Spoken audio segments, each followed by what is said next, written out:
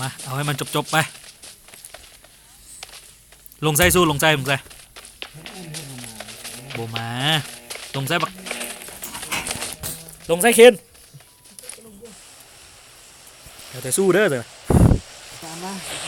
พาราไดเบาขัดพาราไดก็เลยนะบอกเอาพาราไดบูทว่ะเมื่อกี้ยึดได้เลยหนูเมื่อกี้หยุดบูทแคมป์ได้นะถ้าเดี๋ยวนี้มึงต้องโดดแล้วเชียวเว้ย900 เมตรเลยนะ900 800เลยบอกเอาพาราไดเว้ย1 2 3เยี่ยมจอนมึงโดนมาถึงจังหวะสุด3ตีบักห่าไล่ให้เลย8 9 10คนลงกูไล่คนเลย10คนลงเนี่ยบบ้านกลางโยบังโคกลางก่อน1 2ลงเท่านี้ก็ได้มึงค่อยอ้อมนะแต่สู้กูแรกออบเจกต์บรีเ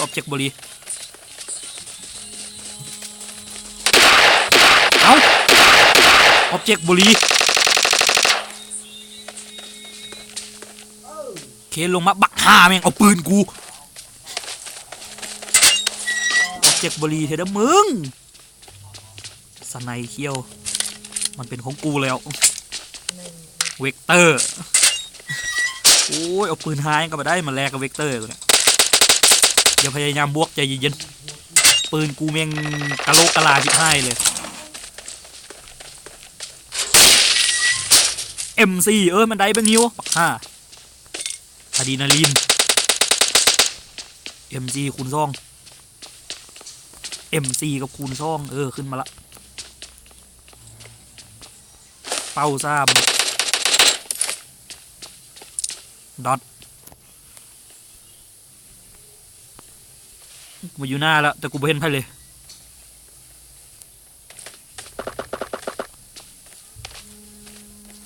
เสียงเว้ย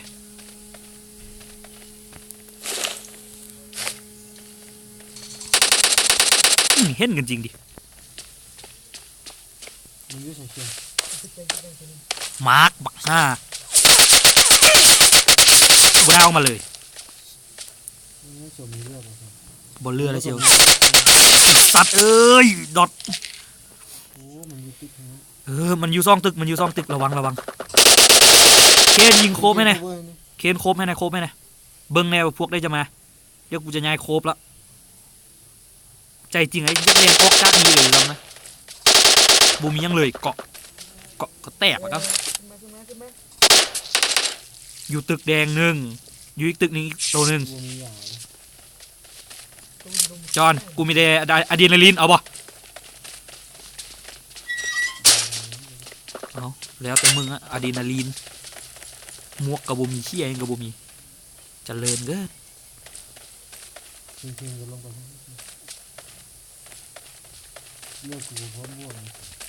งูแล้วนะข้ามตัวอยู่นี่นะมึงกินนกมาลงมามึงข้ามดีไว้ให้ก่อนไว้มันสู้กันอยู่ฮะน่ะมึงกับเอา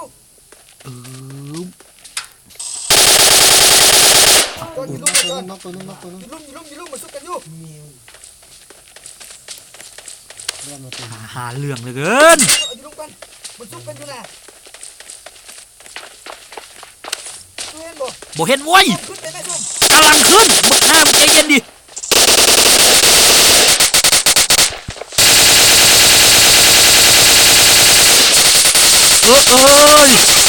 หา3 โตจอนเร็วระเบิดเข้าไปเลยเร็วระเบิดเข้าไปบอลกูมาร์กอะเร็วข้ามกับโคเวอร์ไปเลยได้เลย2 ตัวล้ม1อยู่นี่เคนปัดเลย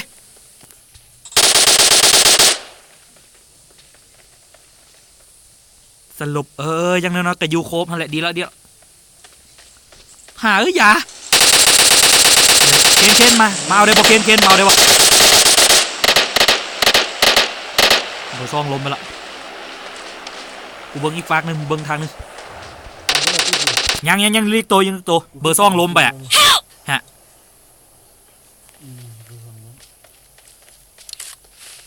ฮียเอ้ยเลือดบ่พร้อมว่ะเลือดปิ่นเดียวดาร์ทนั่นเดียวคือลงเลยนะเดี๋ยวนี้เฮ้ยกูมีอะดรีนาลีนนี่ว่ะได้เวลาใส่ละเคนหยิบยาแล้วฮิวเองเลย สู้กูสู้บ่ได้สู้ มันคานอยู่ดิซุปได้ป่ะโอเคกูโคบทางให้โดยตรงเลยคิดละเคลียร์แล้วก็ดี กูสิเคลียร์ เคลียร์แล้วสันรู้เลยเคนหยุดเงินลักก่อนไปเข้าเงินแดงไปก่อนจำเป็นแล้วมึงบ่มีโคเวอร์เลยกูก็คือกันเนี่ย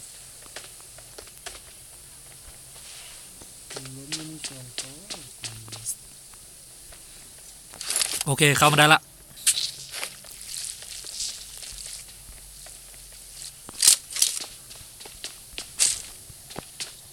โอเคหยุดได้ละมันน่าจะถ้อยอ่ะกำลังจะมีอีกตีนึงมา เตรียมพร้อมไว้กูอยู่เทิงเฮือนแดงสันซองยิงตายตัวหนึ่งก็เอ้าลุดบ่มีวะเชียว MC ก็จับอยู่เนี่ยระเบิดแฟตซองสโมกบ่มี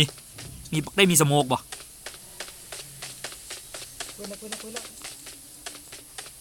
ปักเคนเบอร์3โอเคบอทหาเลยซาบานแหละบอทจอนบ่เป็นยังบอทสไนบ่มีเช็คละเฮ้ยมีคนยิงมาเพ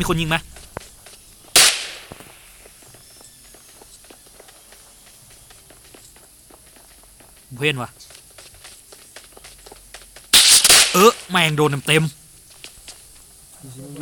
เพลพูสโคปบอเทิงมีสโคปคูณซ่องกับดอทเนี่ยบอเทิงแม่งเลยกูจับเป็นเฟอิมโฟสองกระบอกมึงก็โหดเกิน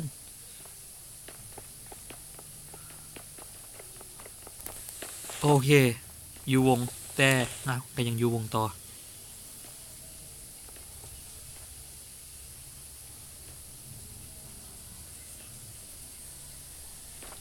จากทิศนี้ถึงยิงจะฝากพุนเช็คก่อนโอเคเกาะจะแตกแล้วมีเกาะซ่องบ่โอเคเดี๋ยวกันลงไปบนเรือยังไงนะเดี๋ยวนี้นะเกาะซ่องกำลังจะแตกโอเคได้ละเวกเตอร์ปืนดีๆให้หมดเว้ย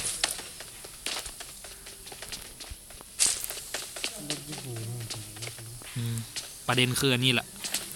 ประเด็นคือจะออกจะได้นะปัญหาคือคิดทางนี้ทีไรทางนี้ทีไรไปก่อนจึงนี้กาค่อนข้างอ่ะตัวนี้หน้านะกกไม้ละมาร์กท่าฮูนะสโคปมีคูณซ่องจะเอาบอลได้ยินโยนให้เลยนะ Enemies ahead หน้าบอซ่องบล็อกถอยมาก่อนบล็อก Retreat no lingering Spread out เขาเจอว่ายักษ์เป็นเว้ยมึงปืนยังล่ะจอนอินโฟ2พวกนั่นแหละดีแล้วจะถึงยิงดิยิงเครื่องก็ดีไปคุณสามีเราสิเห็นว่าวะโอเคเห็นแล้วให้กูเก็บไปให้บักเคนไปเก็บมึงเก็บมาให้ซะตัวไล่ต้นไม้ตัวนี้จะทึกยิง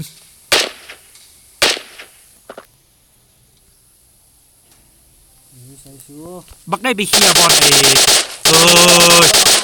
ตัดค้างก่อนมีไพ่อยู่ไกลๆเนี่ยมารวมกันเลย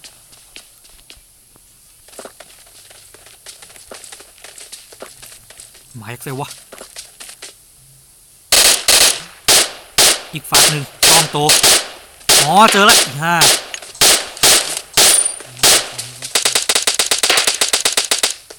โอ้โหแล้วเจียวจะบอสกูก็เร็วระเบิดไปแล้ว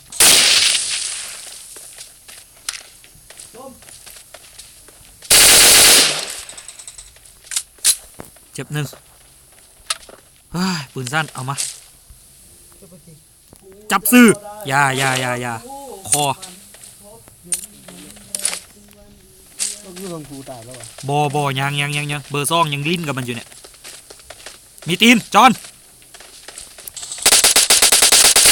หายบอทจะโดดมาเลยหัวมาเลย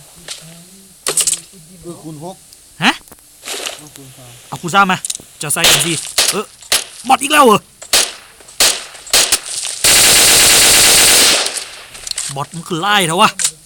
ทิ่มทิ่มมันซบนี่เลยนี่ กูจับคูซ่ามาแล้วหนึ่ง นี่ตัวนึงอยู่นี่คูณ3นี่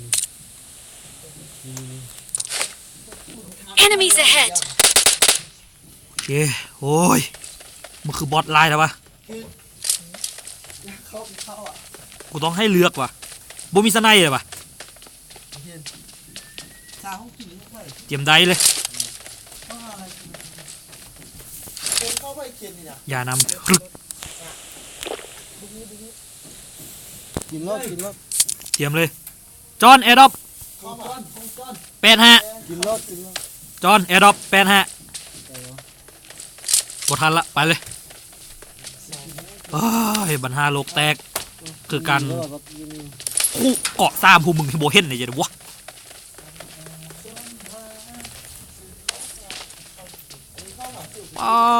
โล่งเกินเมียงแบบนี้มึงมาทำมาซื้อข้าวต้มมึงไปซื้อให้เข้าให้กูคืนบอกว้าวคำนั้นนะกูเมื่อยกับการซื้อข้าวเหลือเกินนะหัวเราแอร์ดรอป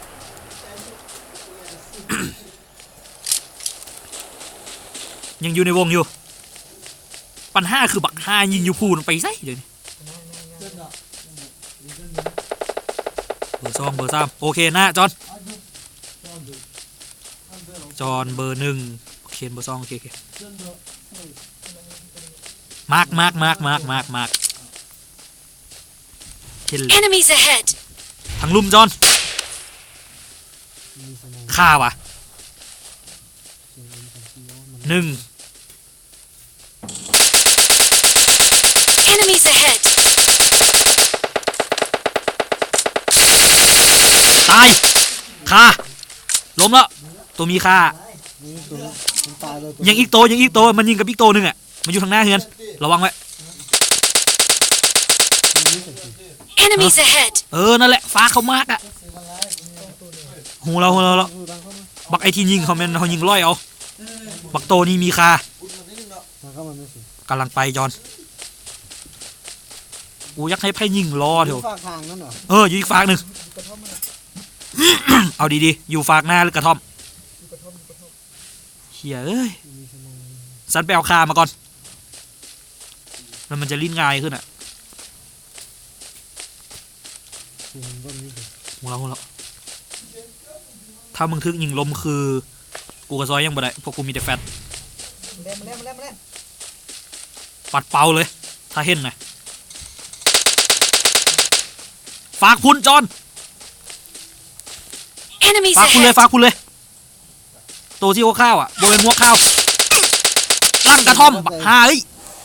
กูอุตส่าห์ลั่งกระท่อมหนึ่งตัวไผ่หูละกูจะให้เบอร์ซ่องมา Help! เบอร์ซ่องมาเถิดโยม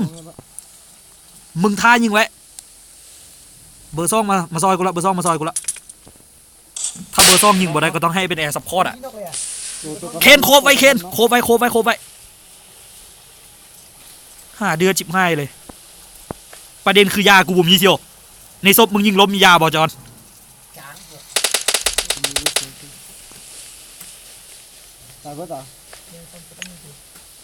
กูจะเอายาหาถึกตัดนัดเดียวกับโล่งๆเลยเนี่ย ตัวเดียวนี่จริง บซ่องตัวบักกะโตแรงขึ้นคู1 ตัวเอาจอนอยู่ใช่ว่าศพอันนั้นน่ะ อ๋อเจอแล้วเหี้ยห้าสะดนเลยเออทางนั้นเลยปะเคนล้มแล้วบ่ล้มแล้วปัดเลยมันต้องซ้ำอ่ะเกมแบบเนี้ยยิงแมงให้เลยเลิศไม่นี่ตายห้าพอดี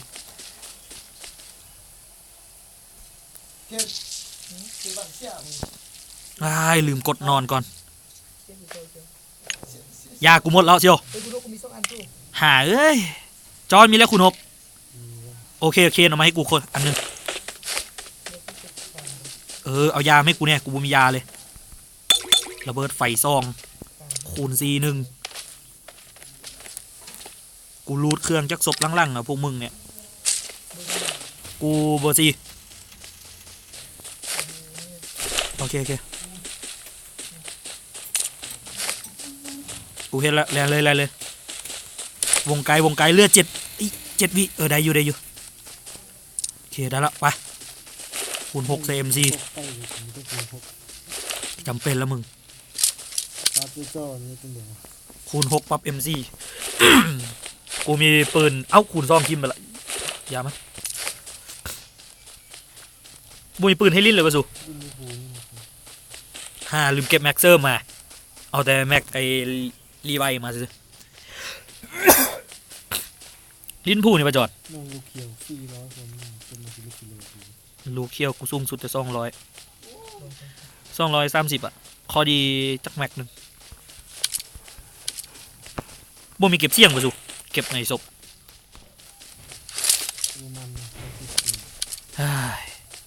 เอาใส่ MC โอ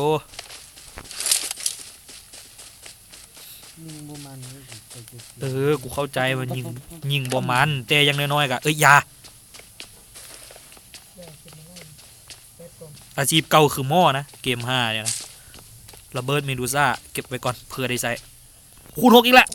เฮ้ยกูเจอ3-4กับอันเลยนะข้างไงแล้วว่าคูณ6เนี่ยบกฮูเบิ้งพูอีกฝากหนึ่งไว้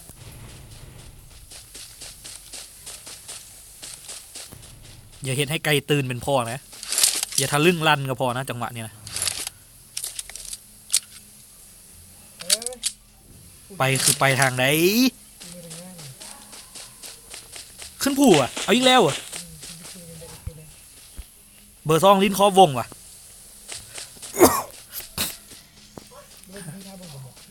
กาเทศว่าน่าจะจำเป็นในไทยกับเอาเก๋าบักได้มีสไลบักนั้นได้เปรียบบักเกม5เนี่ยด้านพี่เวนนี่แห่งว่ามีงูไล่อยู่ระวังงูไว้หน่อยก็ดีหน่อยหนึ่งซ่องไว้ตามหินตามหลังไพ่พยานโอเคลิ้นคอปได้ละเบอร์ซ่องบยูอีกดังไปเรือ10 คนเข้าวงคือดีงามสุดเลยนะเดี๋ยวนี้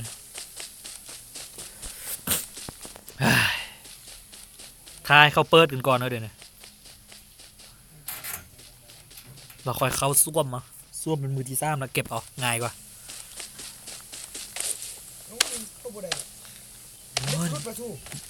ลุดจะเลยมาลุดเวลาสำคัญนิดโอ้ย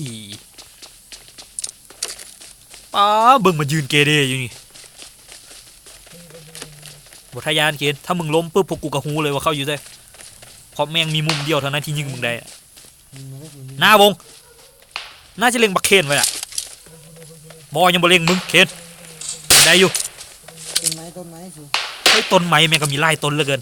Enemies ahead มันมีชุดทางว่าตัวนี้หูเรามันเห็นบักเคนแล้วมันเห็นกูเช่นกัน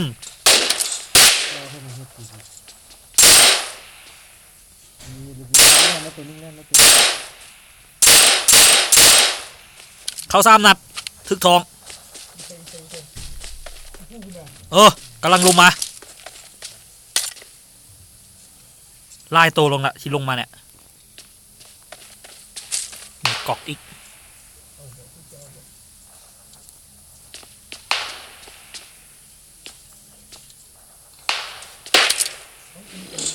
สัตว์เอ้ยยี่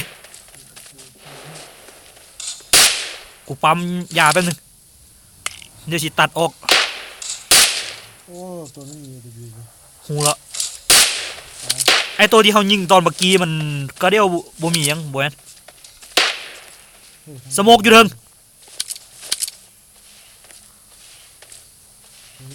Enemies ahead! เก็บตัวที่เขาเห็นมีปัญหาก่อนอะตัวอื่นเราค่อยว่ากันน้ำลังคูณซ่องแม่งจะเป็นตรงไซส์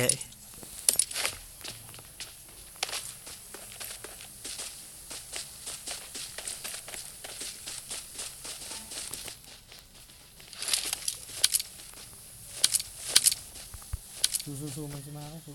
งูเรางู โอ้ในบ้านสู้ หายเลยโทษว่าจอนกูคิดยังบ่ได้เดดอออะไรมีสไนอีกคน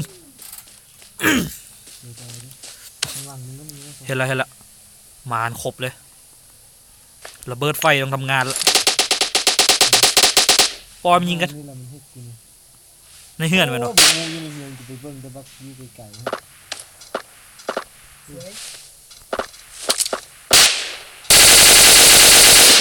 ไปยิงว่าผมเป็นลูกโจม กูนี่แหละ มึงปั๊บลงเป็นคูณ3 ปรับแล้ว MC เนี่ยคูณ3เนี่ยกูปรับตลอดกูเกือบจะใส่คูณ3แทนเลยเนี่ยในเฮือน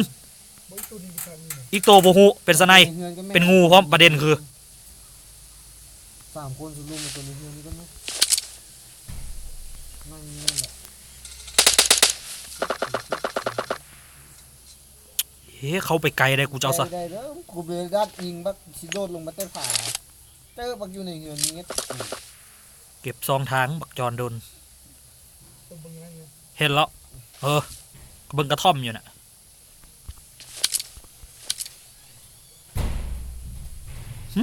อย่าไปส่งอย่าไป กูไปกูยืนกดถอยออกมา Retreat! No lingering! กูเขา Retreat! No lingering! โอเคมันเล็งมึงอยู่เคนระวัง ชมๆเล็งมันไหม หูเรา เล็งไหม ในเฮือน